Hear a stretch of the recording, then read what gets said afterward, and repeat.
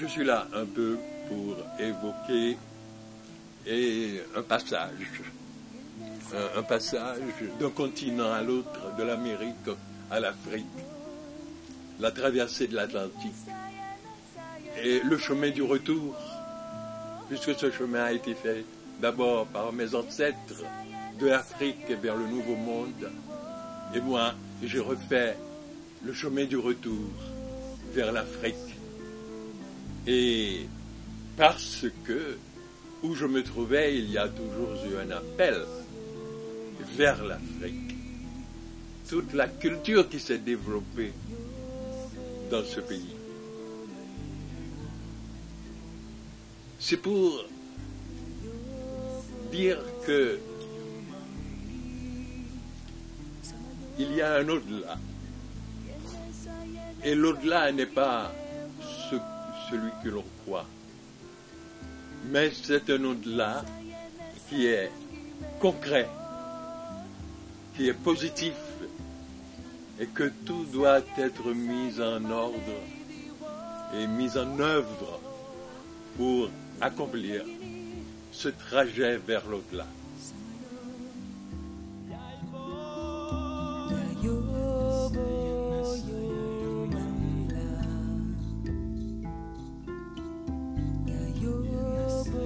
Diverses raisons peuvent pousser un homme à faire de l'art. Le loisir, parfois un hobby ou un feeling. Mais il y en a pour qui l'art constitue une source de vie. C'est à travers cela qu'ils retrouvent leur identité. Gérard Chenet fait partie de cela. Né le 14 avril 1927 à Port-au-Prince, cet homme à la démarche altière a eu à parcourir un long chemin à la recherche de ce qu'il appelait la démocratie. D'Haïti au Canada, en passant par la Russie, l'Allemagne, la France, jusqu'à la Guinée, pour enfin finir au Sénégal.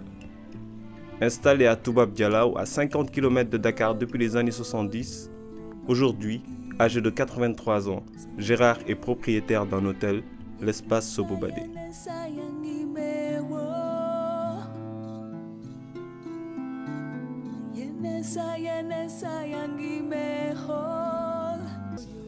En fait, Gérard est un artiste pluridisciplinaire. Il arrive à intervenir à la fois dans différentes disciplines artistiques, notamment l'écriture, le théâtre, la sculpture et l'architecture. C'est à Toubab Dialaw que Gérard a commencé à se mettre à la pratique de la sculpture. D'abord avec l'ébène et le basalte, puis avec des blocs monumentaux de marbre. Quelques-unes de ses œuvres ornent la cour de l'espace Sobobadé. On peut dire que tout a commencé par là, par cette sculpture dont le titre est Plénitude. Plénitude. Et elle demande peut-être à être déchiffrée.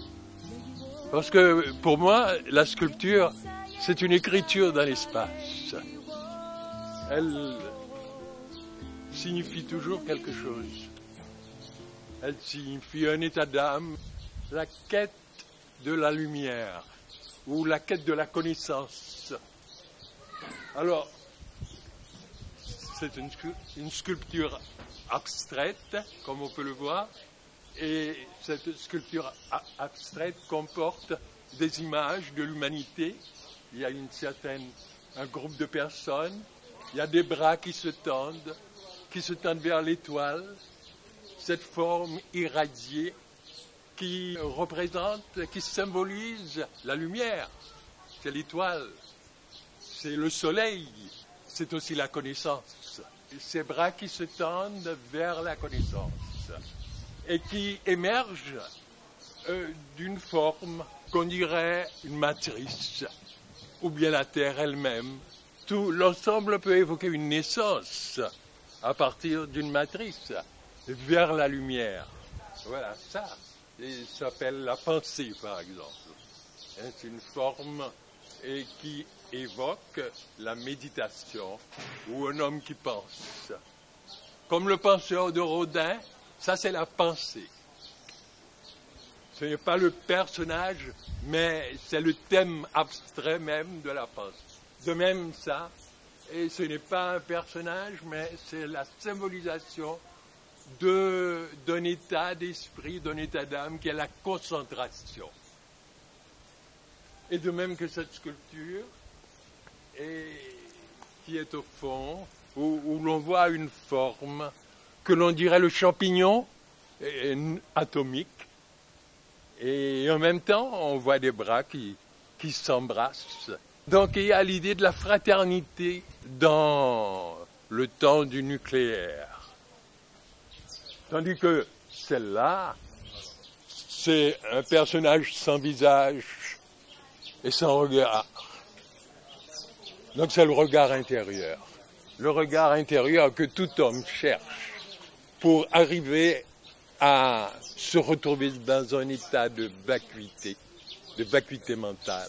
Et c'est ça, cet état de vacuité, qui lui apporte une force mentale, qui va induire jusqu'à la voyance même. À son arrivée au Sénégal, au début des années 70, alors conseiller au ministère de la Culture du Sénégal, poète, metteur en scène, il commence par y bâtir sa maison avec les matériaux environnants. Pierre taillée dans la roche volcanique, marbre de récupération, bambou, entre autres. Ouais, par exemple, cette maison, c'est la première maison que j'ai faite. C'est une maison qui date de plus d'une trentaine d'années. Et la toute première maison, c'était une véritable passion, une joie immense de pouvoir prendre les matériaux, de les agencer ensemble et de faire une maison. Je n'avais jamais touché à cela jusqu'à présent. Et je me disais, ah oui, il me faut une maison pour me retirer, pour pouvoir écrire, pour pouvoir méditer, pour pouvoir réfléchir. Mais avec le parti pris du naturel. J'ai abordé l'architecture avec ce parti pris. Il me faut uniquement des matériaux naturels. C'est pour vous dire que pour construire une maison, j'étais chercher un petit peu dans tous les coins ce que je pouvais trouver comme matériaux naturels. C'est ainsi que j'ai trouvé du bambou à Ouakam, quelque part. Et j'ai trouvé de la récupération de marbre et ailleurs. Et j'ai trouvé aussi des boiseries intérieures. Mais tout était des matériaux naturels. Il n'y a pas un gramme de peinture. C'est une maison qui respire. Il n'y a pas d'objet de l'industrie européenne. Tout c'est un ensemble absolument authentique de négritude, dirait Senghor, mais écologique, moi-même je dis. En perpétuelle mutation, cet endroit devient l'espace Sobobadé, un hôtel à l'architecture inimitable, fait de petits bâtiments en tourelles et dômes, toits de paille ou de tuiles, recouverts de terre cuite, de céramique, de pâte de verre colorée, de grès rose ou de pierre plate.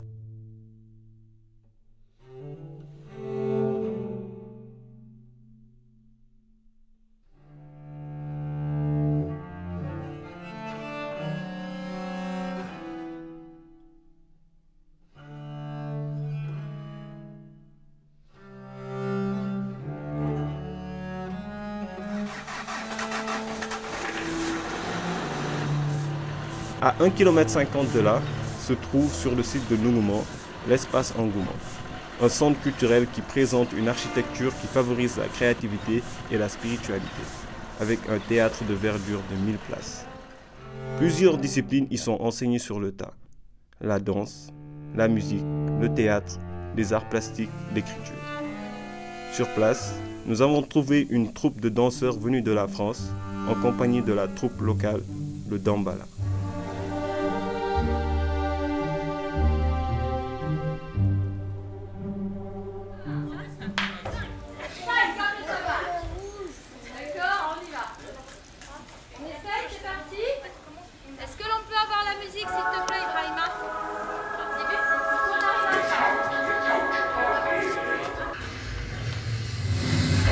It's life or death, either one. The king is back, take me to run. I fist and take a shit on your beat for fun. I killed the game, I ain't even use a gun. Better than me, don't make me laugh. I run the shit, they just chase my ass. I ain't talking shit, niggas just cut on the facts. I think all the tracks I'm hearing from niggas is whack. I be hearing these niggas, what they saying they rhyme. I took my spot, nobody gave me mine. I make the beats, that boom boom boom in they trunks. 2 jours avant, se terminait la première édition du festival Les 72 heures de Dialaw, les 29, 30 et 31 octobre 2010. Une manifestation organisée par la commission culturelle de la communauté rurale de Yen et qui a pour objectif de revoir le patrimoine culturel du Dialaw afin que la localité soit plus visible et attractive. Au cours de cet événement, le théâtre de l'Engouement a eu à accueillir un magnifique festival de danse sous la présence des populations et des autorités locales, ainsi que des dirigeants d'entreprises privées et d'institutions internationales.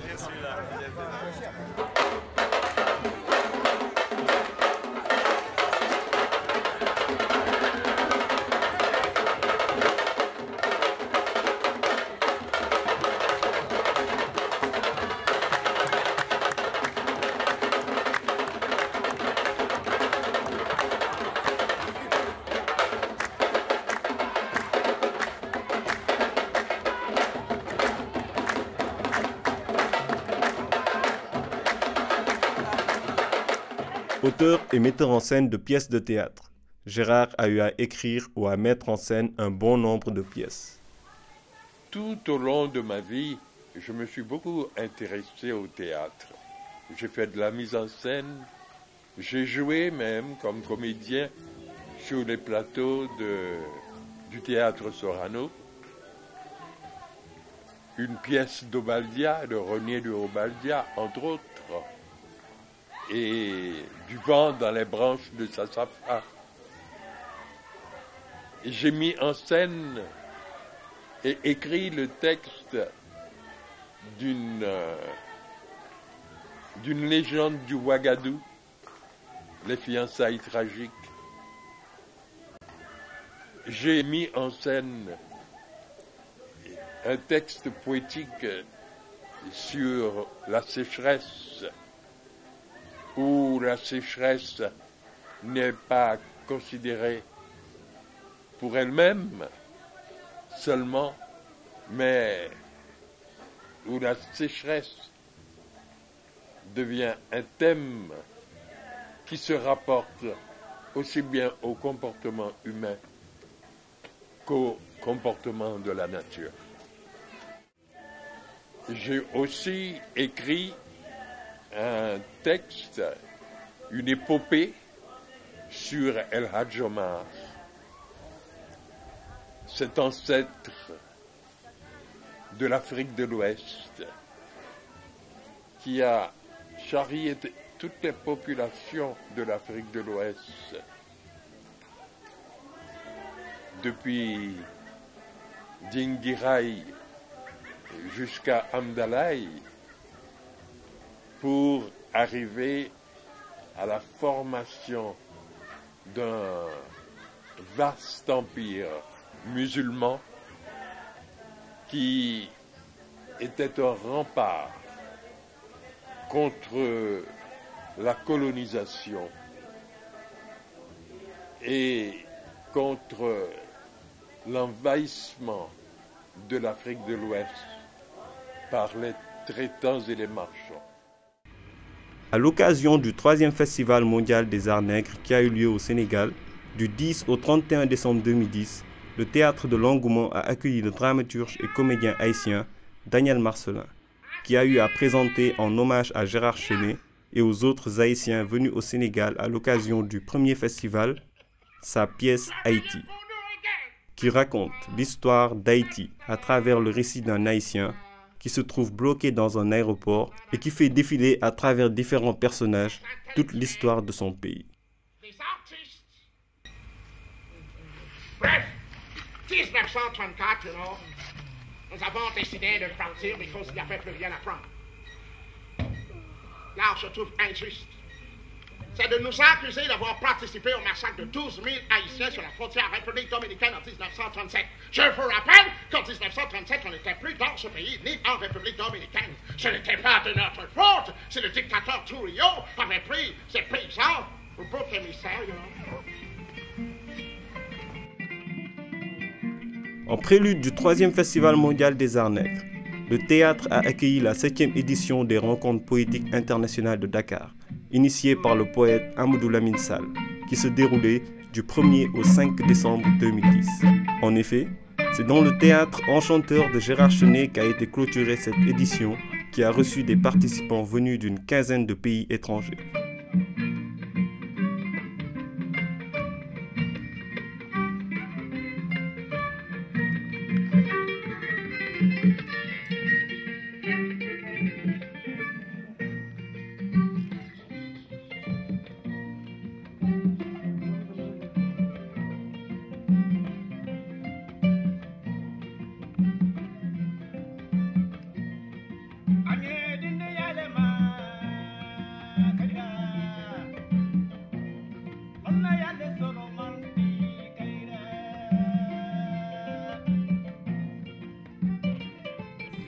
Te voilà par la foule acclamé des deux mains, de la main droite, mais aussi de la main gauche,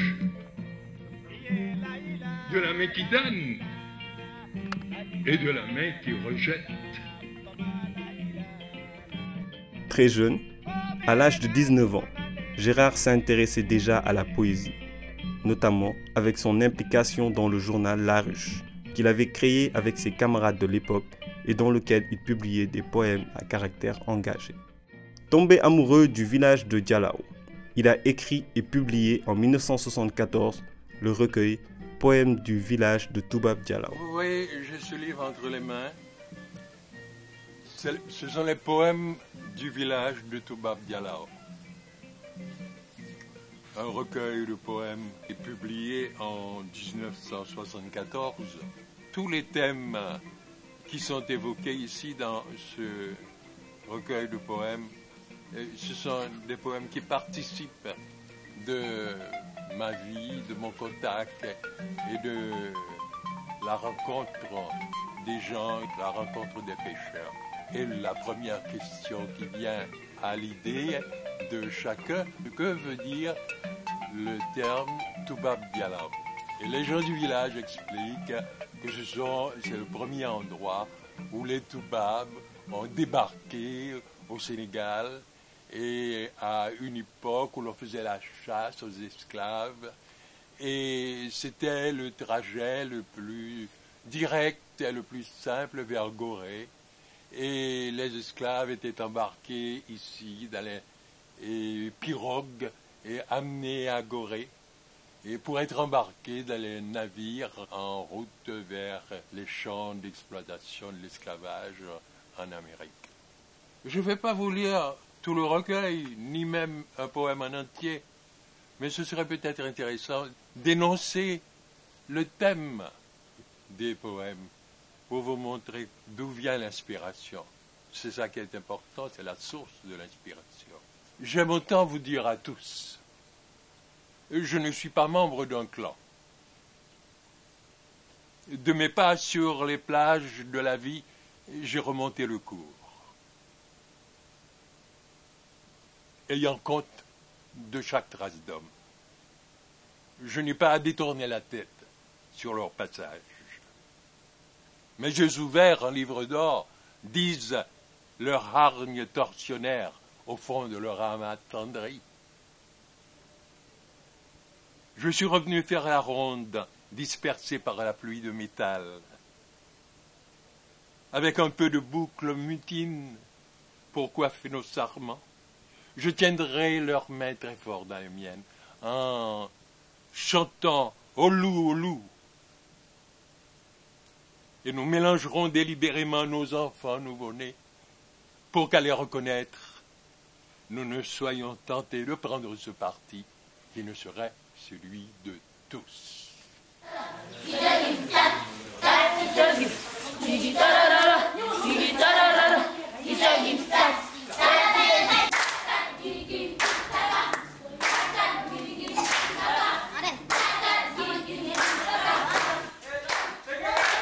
En compagnie de sa fille Natacha, professeur des écoles à l'école franco-sénégalaise de Fann, Gérard observe les enfants du village en séance de répétition dans le théâtre en plein air de l'espace Sogobadé.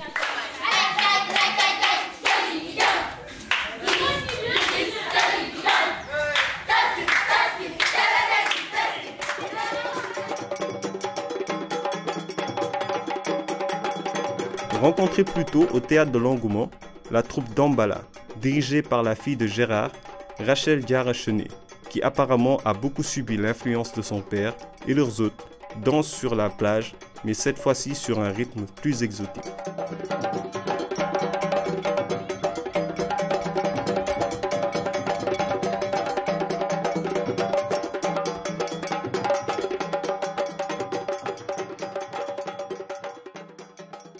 Je suis directrice artistique de la compagnie d'Ambala, qui a été créée depuis 1996, mais qui a beaucoup changé.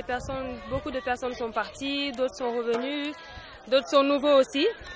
Et donc, la raison pour laquelle je suis inspirée par l'art, c'est surtout grâce à mon père, qui lui est déjà comédien, metteur en scène, poète et écrivain. Donc, qui m'a donné toute l'inspiration et tout le courage pour pouvoir mener cette compagnie-là et pour pouvoir continuer aussi dans ce domaine-là. Voilà.